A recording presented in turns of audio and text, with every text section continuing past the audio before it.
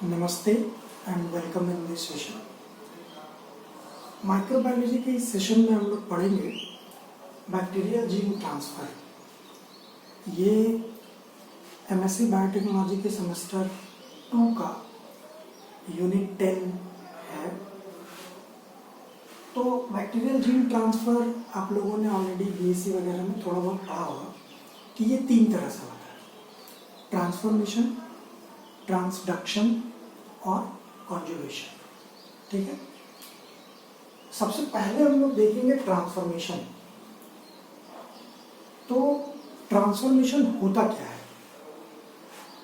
किसी भी bacterial strain के द्वारा अगर उसके एनवायरनमेंट का कोई डीएनए इनटेक कर लिया जाए और उस इनटेक किए हुए डीएनए को अगर वो होमोलॉगस रिकॉम्बिनेशन के थ्रू अपने जीनोम का इंटीग्रल पार्ट बना ले तो उस बैक्टीरिया का फेनोटाइप भी चेंज हो जाता है। ठीक है, और इसी पूरी प्रोसेस को हम कहते हैं ट्रांसफॉर्मेशन।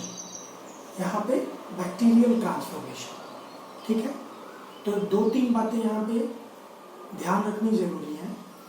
पहला तो ये कि ये फ्री डीएनए होता है एनवायरनमेंट में, जिसको कि इनटेक किया जाता है किसी बैक्टीरिया के द्वारा।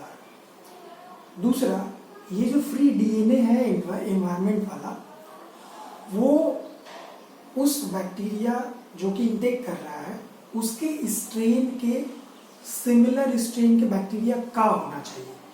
तो एनवायरनमेंट में फ्री डीएनए कहाँ से आएगा? जैसे कि कोई सिमिलर बैक्टीरियल स्ट्रेन अगर डेड कर जाए, ठीक है, तो उसका डीएनए, डिग्रेडेड डीएनए एनवायरनमेंट में रहेगा उसके सराउंडिंग। तो वो डीएनए जो जिंदा बैक्टीरिया है वो इनटेक करके और खुद को ट्रांसफॉर्म कर सकता है। अब ये जो फिनोमेना है ये हमको 1928 के पहले नहीं पता थी। ठीक है, 1928 में कैसे पता चली? ये जो महोदय हैं फ्रेड ग्रिफिथ, अब इनका नाम आप लोगों ने, जो बहुत बड़ी एक डिबेट है कि जो भी इनहेरिटेंस मटेरियल है वो डीएनए है, ये कैसे कंफर्म हुआ, इसके लिए बहुत बड़ी डिबेट चली थी। कुछ लोग मानते थे कि प्रोटीन है, कुछ लोग मानते थे कि आरएनए है, और लास्ट में इन 1944 ये जाके कंफर्म हुआ। ओसवाल्ड एवरी और उनके जो कलीग्स थे उन लोगों ने इसको कंफर्म किया कि no, this is DNA which is being transferred from one generation to other generation और from one organism to other organism as a character. ठीक है, ठीक है। तो ये फ्रेड ग्रिफिथ साहब ने क्या एक्सपेरिमेंट किया था?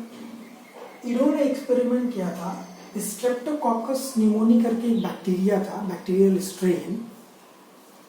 अब आप लोग मुझे कमेंट बॉक्स में बताएंगे कि ये जो स्ट्रेप्टोकोकस न्यूमोनी है ये क्या है, ग्राम पॉजिटिव है कि ग्राम नेगेटिव है? ठीक है, वीडियो के लास्ट में बताऊंगा कि ये ग्राम पॉजिटिव है, ग्राम नेगेटिव है, और इसके बारे में और भी कुछ डिटेल्स। तो इस बैक्टीरियल स्ट्रेन को, इस बैक्टीरिया के 2 स्ट्रेन को उन्होंने आइसोलेट किया। एक था रफ स्ट्रेन और एक था स्मूथ स्ट्रेन। उन्होंने ये ऑब्जर्व किया कि जो स्मूथ स्ट्रेन है वो पैथोजेनिक है, किसके लिए? माइस के लिए, और जो रफ स्ट्रेन है वो पैथोजेनिक नहीं है। ठीक है, अब उन्होंने क्या किया कि एक माइस लिया, मतलब बहुत सारे माइस लिए एक्सपेरिमेंट में, तो और अलग अलग स्ट्रेन को अलग अलग एक्सपेरिमेंटल सेट में माइस के साथ इंक्यूबेट करके उन्होंने कुछ ऑब्जर्व किया। क्या ऑब्जर्व किया? उन्होंने देखा कि अगर लाइव स्मूथ स्ट्रेन को माइस में इन्फेक्ट कराया जाए तो इट वुड बी लीथल, यानी कि माइस जो है मर जाएगा। ठीक है, लाइव स्मूथ यानी कि जो पैथोजेनिक था। अब उन्होंने लाइव जो रफ स्ट्रेन है उसके साथ इंक्यूबेट किया, माइस नहीं मरा क्योंकि वो नॉन पैथोजेनिक है। अब उन्होंने क्या किया कि जो लाइव स्मूथ स्ट्रेन है उसको हीट किल्ड किया। ठीक है, हीट किल्ड किया तो उसके बाद जब माइस को इन्फेक्ट कराया तो चूंकि वो मर चुका है तो अब माइस, इस केस में माइस के लिए ये चीज़ लीथल नहीं है, तो माइस सर्वाइव कर जाता है।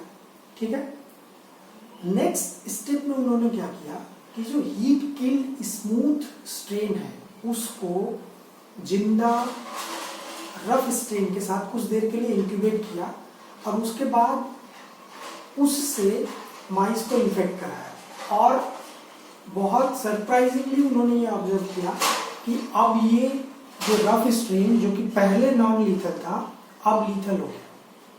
तो उन्होंने ये कंक्लूड किया कि जो बैक्टीरियल स्ट्रेन पैथोजेनिक था वो मर गया, फिर भी कुछ ना कुछ तो वो ऐसा ट्रांसफर कर रहा है जिससे कि जो नॉन पैथोजेनिक स्ट्रेन है वो पैथोजेनिक में कन्वर्ट हो जा रहा है। और इस ऑब्जर्वेशन को ही ट्रांसफॉर्मेशन नाम दिया गया। ठीक है, ये एक्सपेरिमेंट बहुत ही लैंडमार्क एक्सपेरिमेंट था आज के बायोटेक्नोलॉजी के पर्सपेक्टिव से भी, और अलग अलग जीन ट्रांसफर मैकेनिज्म जो हम लोग अब देखते हैं मॉडर्न बायोलॉजी में उसके हिसाब से। तो इस ट्रांसफॉर्मेशन की प्रोसेस में अब ऐसा नहीं है कि सारे के सारे बैक्टीरियल स्ट्रेन कैपेबल होते हैं एनवायरमेंटल डीएनए को कैप्चर करने की। ठीक है, कुछ स्पेसिफिक स्ट्रेन होते हैं जो अपने एनवायरमेंट में जो अवेलेबल डीएनए है उसको इंटेक कर सकते हैं विथ टर्म एंड कंडीशन। ठीक है, अब उनकी इस कैपेबिलिटी को हम कहते हैं नेचुरल कॉम्पिटेंस। कॉम्पिटेंस का मतलब होता है क्षम्य। ठीक है, मतलब it is capable of doing something, तो उसको कहेंगे हम नेचुरल कॉम्पिटेंस। अब आज के एरा में हम लोग लैब में केमिकली कॉम्पिटेंट सेल बनाते हैं, इलेक्ट्रो कॉम्पिटेंट सेल्स बनाते हैं। ठीक है, that we will be discussing later. ठीक है, अभी यहाँ पे हम सिर्फ बैक्टीरियल जीन ट्रांसफर की बात करेंगे। अब इसको थोड़ा और डिटेल में देखते हैं। ये एनवायरमेंटल डीएनए अवेलेबल है, इसको एक टर्म दिया गया है एक्सोजीनोट। ठीक है, यहाँ कोई एक बैक्टीरियल प्रोटीन होगी, ठीक है, जो इस पूरे के पूरे प्रोसेस को हेल्प करेगी। ठीक है, इस प्रोटीन के होने की वजह से ही ये पूरा का पूरा प्रोसेस पॉसिबल है।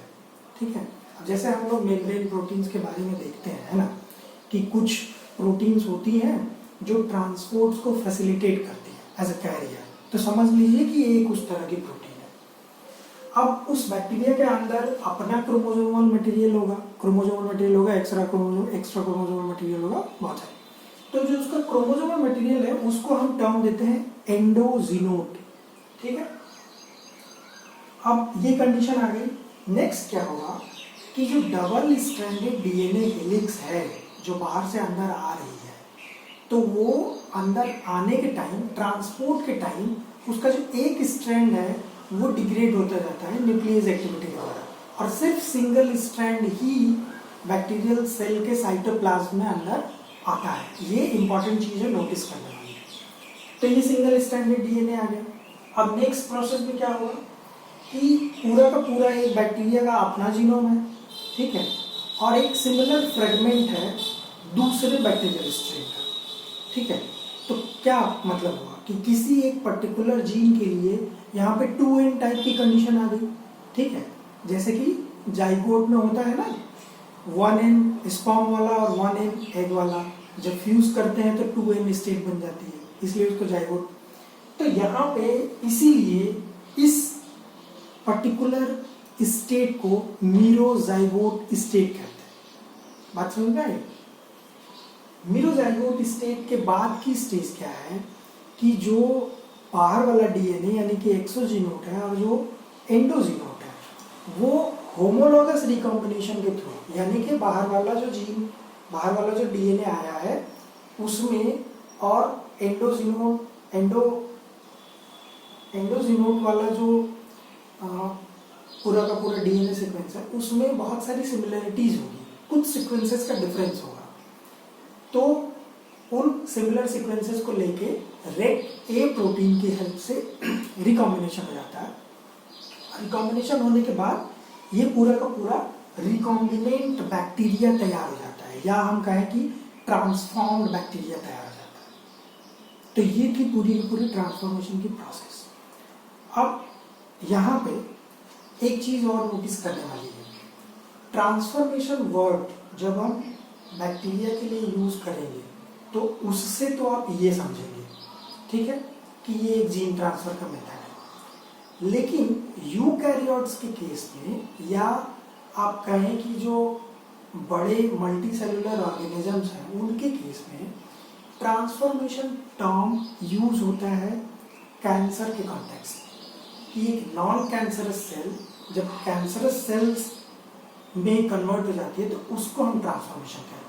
तो इन दो बातों को याद रखिएगा कि यूकैरियोटिक ट्रांसफॉर्मेशन का कॉन्टेक्स्ट अलग हो जाएगा और बैक्टीरियल ट्रांसफॉर्मेशन का कॉन्टेक्स्ट अलग हो जाएगा, ठीक। अब अगला जो टॉपिक है हम लोगों का दैट इज ट्रांसडक्शन, ठीक है। ट्रांसडक्शन की सबसे खास बात यह है कि ये बैक्टीरियोफेज मीडिएटेड होता है। बैक्टीरियोफेज यानी कि बैक्टीरिया को किल करने वाले वायरस या बैक्टीरिया को इन्फेक्ट करने वाले वायरस, ठीक है। ऐसे वायरस जिनके स्पेसिफिक होस्ट होते हैं सिर्फ बैक्टीरिया, बात समझ में आएगी, जैसे लैम्डाफाज, T4, ठीक है। तो बैक्टीरियोफाज ये वेक्टर की तरह काम करते हैं, किसके लिए? अपने जीन को भी ट्रांसफर कर सकते हैं, और जैसे किसी बैक्टीरिया को इन्होंने इन्फेक्ट किया और उसके बाद जब लाइटिक साइकिल के थ्रू जब बहुत सारा फ्रेगमेंटेशन होके और अलग अलग फाज कैप्सूल में वो पैक हो जाएंगे और वो फिर दूसरे बैक्टीरिया को इन्फेक्ट करेंगे। इस प्रोसेस में क्या होता है कि जो डिस्ट्रीब्यूशन होता है ना, तो कभी कभी जो डिग्रेडेड बैक्टीरियल जीनोम है वो भी फाज के रैपर में पैक हो जाता है, बात समझ में आई? और फिर जब वो दूसरे बैक्टीरिया को या सिमिलर स्ट्रेन को उसको इन्फेक्ट करते हैं तो वो जो होमोलोगस पार्ट ऑफ जीन है जो कि वायरस का नहीं है, वो पिछले बैक्टीरिया का है, तो वो जाके रिकम्बाइन हो जाता है नए बैक्टीरिया में, ठीक है। और इसी को ट्रांसडक्शन कहते हैं। अब ये किस तरह से होगा उसके आधार पे कई तरह से इनको क्लासिफाई किया है। अगर लाइटिक साइकिल है, दो तरह की साइकिल होती है बैक्टीरियोफाज की इन्फेक्ट करने की, आपको पता है, लाइटिक साइकिल और लाइसोजेनिक साइकिल, ठीक है।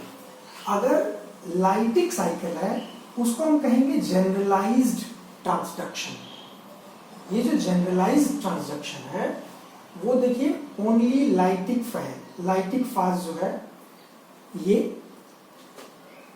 इसमें कंट्रीब्यूट करता है। लाइटिक फाज, अब ये भी दो तरह का होता है एबॉर्टिव और कंप्लीट। एबॉर्टिव में क्या होगा कि जैसे कोई फाज है, उसने पुराने बैक्टीरिया को इन्फेक्ट किया, बैक्टीरिया का कुछ जीनोम उसमें पैक हो गया, अब वो जब नए को इन्फेक्ट करेगा, नए बैक्टीरिया को, तो जो डीएनए उसने ट्रांसफर किया उसका होमोलोगस रिकॉम्बिनेशन नहीं हो पाएगा, और जब होमोलोगस रिकॉम्बिनेशन नहीं होगा तो वो उस बैक्टीरियल स्ट्रेन से उसके नेक्स्ट जनरेशन में नहीं जाएगा। बात समझ में आ गई? होमोलोगस रिकॉम्बिनेशन नहीं होगा और एक जनरेशन से दूसरे जनरेशन में वो नहीं जाएगा। इस केस में हम उसको कहेंगे एबॉर्टिव जनरलाइज्ड ट्रांसडक्शन। दूसरा केस क्या है? Complete generalised transduction. तो कंप्लीट जनरलाइज्ड ट्रांसडक्शन में रिकॉम्बिनेशन होगा, और क्योंकि रिकॉम्बिनेशन होगा तो वो एक जनरेशन से दूसरे जनरेशन में भी जाएगा। अब दूसरा क्या टाइप है? स्पेशलाइज्ड। स्पेशलाइज्ड में क्या होता है कि ये लाइसोजेनिक साइकिल को फॉलो करते हैं ऐसे बैक्टीरियोफाज, ठीक है। अब लाइसोजेनिक साइकिल में हमको पता है कि जो होमोलोगस सीक्वेंसेस होते हैं जिनको पीओबी और बीओबी सिमिलैरिटी सीक्वेंसेस के थ्रू हम जानते हैं, तो पीओबी और बीओबी के थ्रू वो एक दूसरे के सामने आते हैं और फिर वो जो फाज डीएनए है वो बैक्टीरियल जीनोम में इंटीग्रेट हो जाता है, इंसर्ट हो जाता है, ठीक है। और जब इस लाइसोजेनिक फाज को लाइटिक फाज में कन्वर्ट होना होता है, तो वो जो इंटीग्रेटेड डीएनए है ना वो वहां से निकल जाता है, ठीक है। और निकल के फिर वो लाइटिक साइकिल को फॉलो करने लगता है। ठीक, तो ये तो पूरा का पूरा लाइसोजेनिक साइकिल के बारे में। अब स्पेशलाइज्ड ट्रांसडक्शन में होता क्या है? इसमें होता ये है कि ये जो लाइसोजेनिक साइकिल से लाइटिक साइकिल में कन्वर्ट होने के टाइम पे फास्ट डीएनए का बैक्टीरियल क्रोमोसोमल डीएनए से निकलने वाला फिनोमेना है। इसके टाइम पे कभी कभी तो ये एक्यूरेट एक्सीजन हो जाता है, लेकिन कभी कभी ये फॉल्टी एक्सीजन के चलते जिन दो जीन्स के बीच में ये इंटीग्रेट हुआ है उनमें से किसी एक को लेके बाहर आता है। ठीक है, अब उनमें से किसी एक को लेके बाहर आएगा एबनॉर्मल डी अटैचमेंट के कारण, तो ये जब दूसरे बैक्टीरिया को इन्फेक्ट करेगा तो इस जीन को वो दूसरे बैक्टीरियल स्ट्रेन में होमोलोगस रिकॉम्बिनेशन के थ्रू इंसर्ट कर देगा, और ये जो रिकॉम्बिनेशन होगी उसकी वजह से एक जनरेशन से दूसरी जनरेशन में वो कैरेक्टर मूव करेगा। ठीक है, तो ये हो गया स्पेशलाइज्ड ट्रांसडक्शन। तो हमने क्या क्या देख लिया? ट्रांसफॉर्मेशन देख लिया, ट्रांसडक्शन देख लिया, ट्रांसडक्शन के कई सारे टाइप। ठीक है, और इनमें सबसे इंपॉर्टेंट जनरलाइज्ड कंप्लीट ट्रांसडक्शन जो है वो रोल प्ले करता है। ठीक है, ये जो प्रोसेस है स्पेशलाइज्ड वाली, ये बड़ी स्लो होती है क्योंकि इसमें लाइसोजेनिक पाथवे, लाइसोजेनिक साइकिल को फॉलो करना होता है। ठीक है, तो ठीक है, नेक्स्ट सेशन में हम लोग कॉन्जुगेशन को डिस्कस करेंगे। तब तक के लिए अपना ध्यान रखिए।